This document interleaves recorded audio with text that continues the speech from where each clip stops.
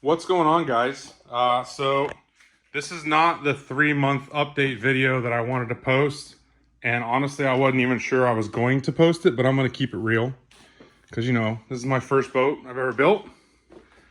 There are always learnings to be had. So it's been 3 months since I finished the skiff. The Tohatsu 60 is an absolute perfect motor for this, in my opinion. I can cruise roughly 25 to 30, no problem. Obviously I don't know how much my fuel economy is, but I've got a 15-gallon fuel cell, as some of you know. Have not put any more fuel in it in 3 months. We have 6.5 hours on the motor so far. Everything's rocking and rolling. I did have a leak on the bottom of my fuel tank because I didn't thread the knot of the threads properly, but that was a quick, easy fix. But this is the update. As you can see, this hatch is open, and I'm gonna tell you how I goofed up. I did add trim tabs. The boat runs awesome. Like I said, 38 miles an hour. Bilge situation perfect. Auto bilge works. Now you'll see here in this back hatch, right here, there's a pipe, and right here is my rigging tube. Well, unfortunately, I didn't seal that rigging tube and that pipe very well, really at all. I should have put, marine silicone all around that, just in case any water got in the boat. Well, this hatch, while it does work for the most part, and I'm telling you, this is just from me probably washing too much. I'm gonna put a much thicker seal on this, and I'm gonna change out these small hinges to the pressure lock with that hook that goes underneath. These are just like the clasping ones right now. So I'm gonna change them to the pressure to hold these doors as tight as possible, and I'm gonna upgrade my gaskets. Now with that said, I went fishing this weekend, and I opened up this hatch, and unfortunately, I've got water in there, inside that compartment of the hull, which clearly this is a bulkhead that goes all the way to the bottom of the boat, and then this is a bulkhead that goes all the way to the bottom, and it's really only 8 inches on each side. Now let's see if we can hear it.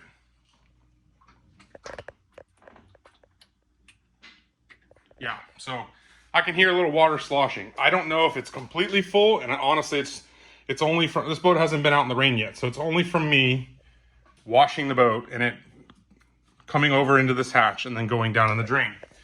I did check to see if I have a live well leak issue. It's that white tube is my live well drain, and so far so good. So luckily it is inside a hatch and not like the main floor of the deck where I have to do some serious kind of oh shit stuff. What I'm gonna do, because these two pipes, that's the center line of the boat, I'm going to drill a 3-inch hole. Really, I'm trying to probably drill a 3-inch hole here and a 3-inch hole here on either side of that bulkhead.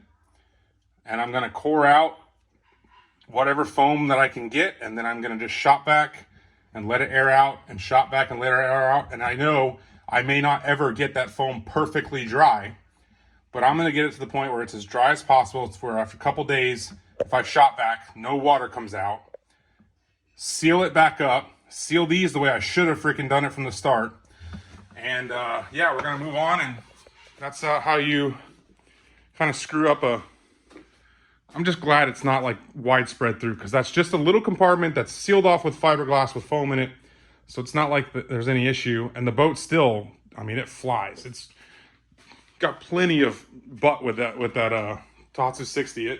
It goes, and we're really happy. It floats in, even with water in those two compartments, it floats in 7 inches of water. It clearly doesn't run in 7 inches of water yet, because I need to reassess whether I want to have a manual jack plate or an automatic. I'm not sure.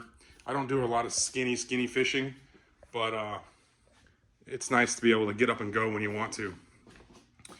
Overall, live well is awesome. That aerification pump thing I put in there, Venturi plug, really airifies it nice well. And we're gonna go ahead and fix I mean, I've been kind of bored, not really been able to work on the boat. Obviously, you see I haven't been posting any videos, so we're gonna drill that open, save the plugs, drain as much water as possible. I thought about just drilling straight through the boat, through the hole in the bottom, because you're never gonna see that, but I didn't want to have to glass the bottom of the boat as far as putting a plug in there and filling it with epoxy and all that jazz, when I can just do it topside and put a piece of 10-ounce glass over that and repaint it with the bilge paint and be done. But unfortunately, my friends joked with me when they said water will find a way. It always does, and sure enough it did. So we're gonna repair and move on, and then I'm gonna get this thing out near Siesta Key, or excuse me, near Egmont Key on that beautiful Florida blue water. Get some drone footage of us fishing and running the flats. Stay tuned. Hopefully this isn't a long fix.